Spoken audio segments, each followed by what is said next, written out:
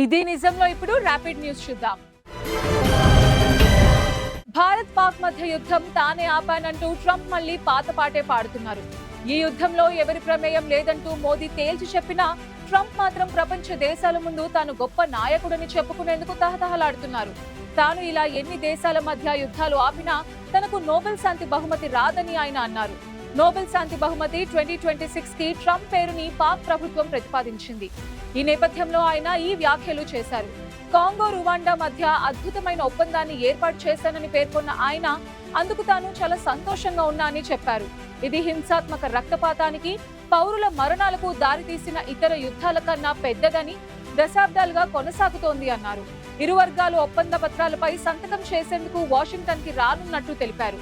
ఈ సందర్భంగా ఇది ఆఫ్రికాకు, ప్రపంచం మొత్తానికి గొప్ప రోజుగా అభివర్ణించారు.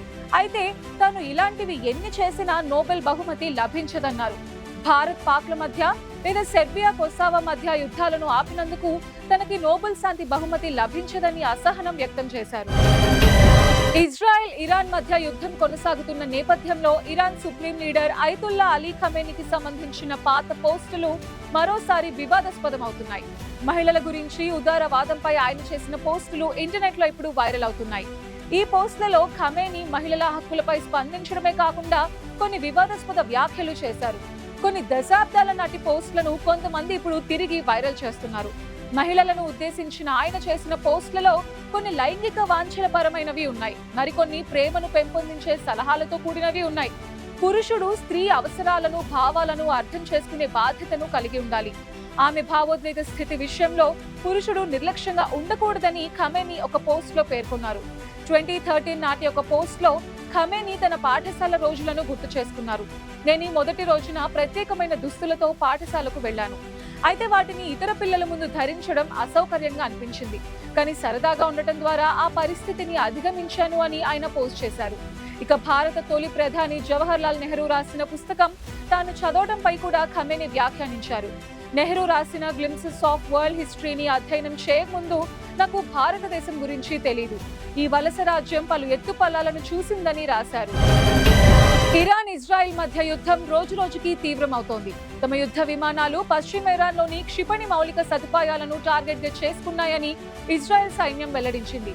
టెహ్రాన్, హైఫా, బీర్షెబా వద్ద భీకరంగా క్షిపణుల దాడి జరిగిందని, దీనిలో ఇరానియన్ కీలక డ్రోన్ కమాండర్ హతమయ్యాడని పేర్కొంది. ఇరాన్ లో యుద్ధం ప్రారంభమైనప్పటి నుంచి ఇప్పటి వరకు 657 మంది మృతి చెందగా 2000 మందికి పైగా జనం గాయపడ్డారని ఇరాన్ మానవ హక్కుల సంఘం తెలిపింది.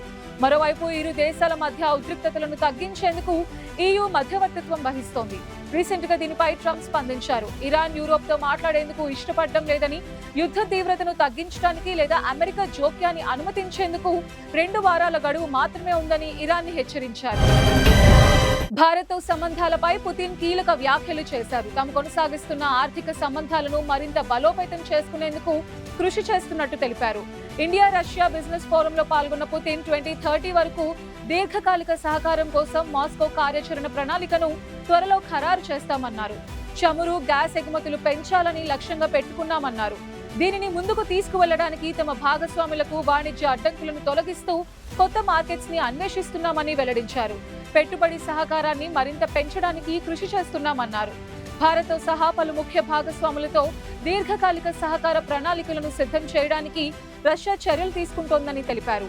భారత్ రష్యా బిజినెస్ ఫోరంలో భారత్ తరపున కేంద్ర మంత్రి అశ్విని వైష్ణవ్ పాల్గొన్నారు. భారత్ లో ఆర్టిఫిషియల్ ఇంటెలిజెన్స్ పురోగతిని, సమ్మిళిత సాంకేతిక వృద్ధిలో దాని పాత్రను మంత్రి అశ్విని వైష్ణవ్ వివరించారు. భారత్ రష్యాల మధ్య లోతైన ఆర్థిక సంబంధాలు, సహకారం కోసం మరిన్ని కొత్త మార్గాలను అన్వేషిస్తున్నట్టు తెలిపారు.